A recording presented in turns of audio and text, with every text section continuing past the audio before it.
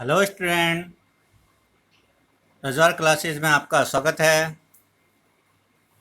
हम 12वीं political science पढ़ रहे थे जिसमें हमने पहला लेसन पढ़ लिया था भाग ब का भारतीय संविधान की विशेषताएं, जिसमें हमने लेसन पढ़ने के बाद उसके पाठ के पीछे के लेसन के पीछे के जो क्वेश्चन होते हैं, ऑब्जेक्टिव टाइप क्वेश्चन, अति लघुरात्मक क्वेश्चन, लघुरात्मक क्वेश्चन कर लिए थे। जैसे मैंने आपको बताया था कि मैं इसके कुछ जो भी एक्स्ट्रा क्वेश्चन बनते हैं उन क्वेश्चनों को इस वीडियो में समावेश करूंगा या उनका एक अलग वीडियो बनाऊंगा। तो कुछ आपके लिए इम्पोर्टेंट क्वेश्चन है जो एक्स्ट्रा क्वेश्चन है जो बुक के पीछे नहीं है। तो पहला क्वेश्चन जो है, किस देश के संविधान को जीवंत संविधान का दर्जा दिया गया है? किस देश के संविधान को जीवंत संविधान का दर्जा दिया गया? जीवंत संविधान वो होता है जिसमें चेंजेस होते रहते हैं सिचुएशन के अकॉर्डिंग, परिस्थिति के अकॉर्डिंग। तो इसका उत्तर है भारत के संविधान को। नेक्स्ट क्वेश्चन है, भारतीय संविधान की कोई दो विशेषताएं लिखिए। नंबर 1, विश्व का सबसे विशाल संविधान। नंबर 2, संसदीय शासन व्यवस्थाएं। नेक्स्ट क्वेश्चन है का भारतीय संविधान द्वारा अंतिम शक्ति किसके हाथ में निहित की गई है? भारतीय संविधान द्वारा जो अंतिम शक्ति है वो किसके हाथ में है? तो भारतीय जनता के हाथ में है, क्योंकि भारतीय जनता ने ही प्रतिनिधियों को चुनाव किया था और उन प्रतिनिधियों ने ही संविधान सभा का निर्माण किया था। नेक्स्ट क्वेश्चन है आपका, प्रस्तावना को किस विद्वान ने संविधान की राजनीतिक कुंडली कहा है? जो मैंने वीडियो में आप देखोगे तो उसमें भी एक क्वेश्चन डाल रखा है, प्रस्तावना को किस विद्वान ने क्या भारतीय संविधान की राजनीतिक कुंडली कहा है? तो वह डॉक्टर के.एम. मुंशी ने प्रस्तावना को राजनीतिक कुंडली कहा है। नेक्स्ट क्वेश्चन है, भारतीय संविधान में कितने भाग हैं? भारतीय संविधान में कुछ 22 भाग हैं। कितने भाग हैं? 22 भाग हैं।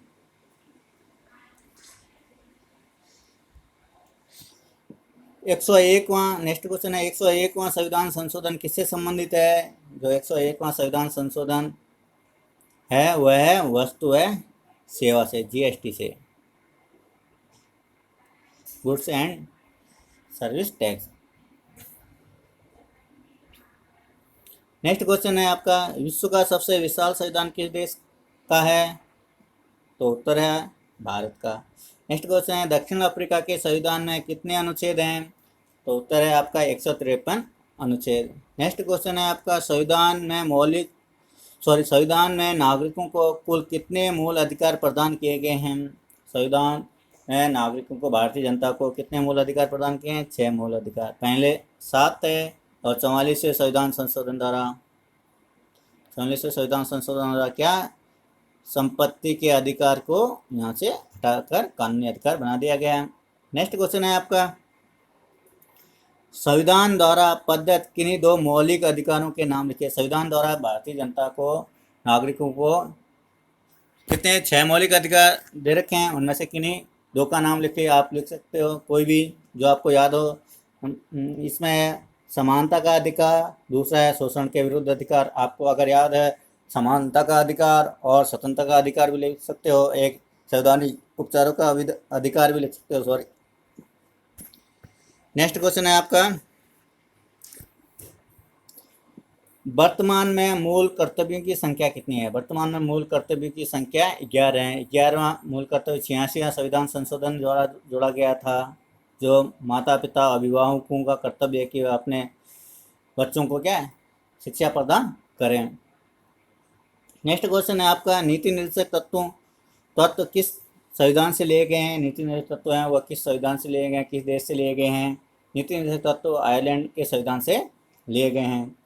नेक्स्ट क्वेश्चन है आपका, किस संविधान संशोधन द्वारा 21 वर्ष की आयु को घटाकर 18 वर्ष आयु कर दिया गया है? मतलब जो मताधिकार का जो है 21 वर्ष आयु थी वो उसको घटाकर 18 वर्ष कर दिया गया। यह किस संविधान संशोधन द्वारा किया गया? तो ये 61वें संविधान संशोधन द्वारा किया गया, 21 वर्ष से घटाकर 18 वर्ष।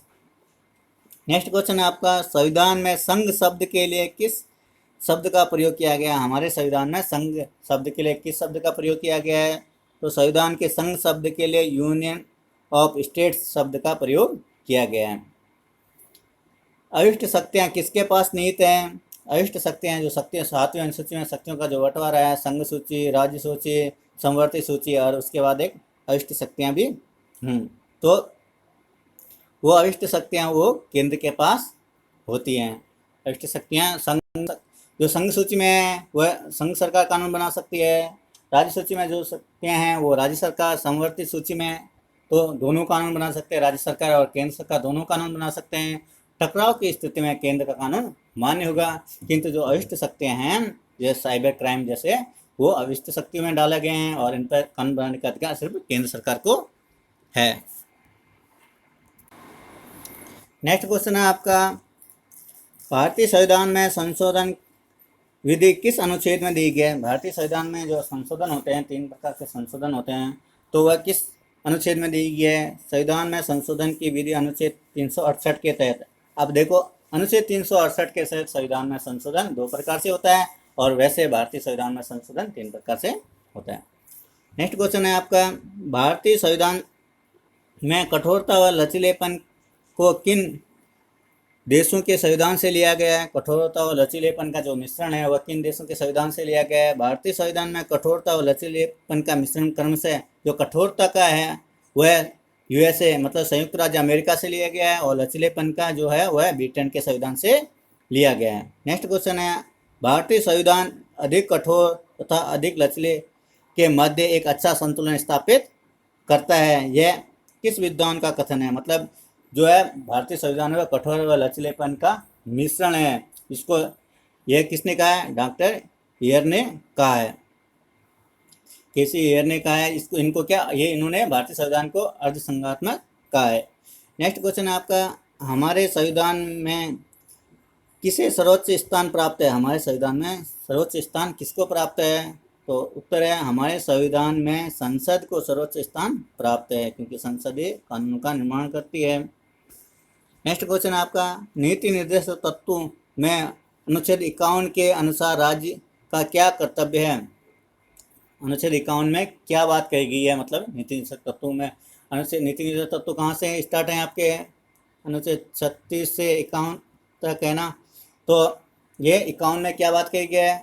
इसका उत्तर है, राज्य अंतर्राष्ट्रीय शांति और सुरक्षा तथा राष्ट्रों के मध्य न्यायपूर्ण व सम्मानजनक संबंधों की स्थापना करेगा। जो राज्य है वह अंतर्राष्ट्रीय व की शांति व्यवस्था बनाए रखेगा और जो भी संधियां वह सम्मानपूर्ण तरीके से स्थापित करेगा।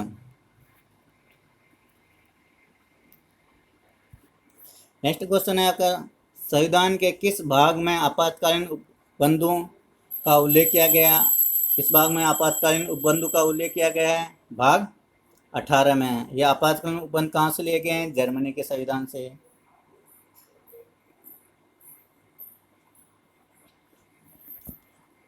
कहाँ से लिए गए हैं? जर्मनी के संविधान से। नेक्स्ट है आपका, भारतीय संविधान द्वारा किस प्रकार के शासन की व्यवस्था की गई है? भारतीय संविधान द्वारा किस प्रकार के शासन की व्यवस्था की गई है? तो वह संघात्मक शासन की। भारतीय संविधान में संघात्मक शासन है ना, केंद्र और राज्य में शक्तियों का बंटवारा किया गया है। नेक्स्ट क्वेश्चन है आपका, भारत में किस प्रकार की नागरिकता का प्रावधान है? भारत में एकल नागरिकता का प्रावधान है, सिर्फ केंद्र की नागरिकता मिलती है हमें, राज्यों की नागरिकता नहीं है। नेक्स्ट क्वेश्चन आपका, अनुसूचित जातियों के आरक्षण की व्यवस्था किस अनुच्छेद में की गई है? अनुसूचित जातियों के आरक्षण की व्यवस्था अनुच्छेद 330 में की गई है। नेक्स्ट क्वेश्चन है आपका, अन्य पिछड़ा वर्ग के लिए सरकारी केंद्र मतलब केंद्र सेवाओं में कितने प्रतिशत आरक्षण की व्यवस्था की गई है? तो पिछड़ा वर्ग है जो ओबीसी वर्ग है, केंद्र सरकार द्वारा सेवाओं में, केंद्र सरकार की सेवाओं में उन्हें 27% आरक्षण की व्यवस्था की गई है, मतलब उनको 27% आरक्षण दिया गया है। नेक्स्ट क्वेश्चन है, 42वें संविधान संशोधन द्वारा प्रस्ताव में कौन से शब्द जोड़े गए? तो ये भी तो आपके पीछे में भी आ गया था क्वेश्चन ऑब्जेक्ट टाइप में। तो 42वें संविधान संशोधन द्वारा प्रस्ताव में 3 शब्द जोड़े गए। पहला था समाजवाद, दूसरा है पंथनिरपेक्षता, तीसरा है अखंडता। ये इंपॉर्टेंट क्वेश्चन है, ये आता है अक्सर।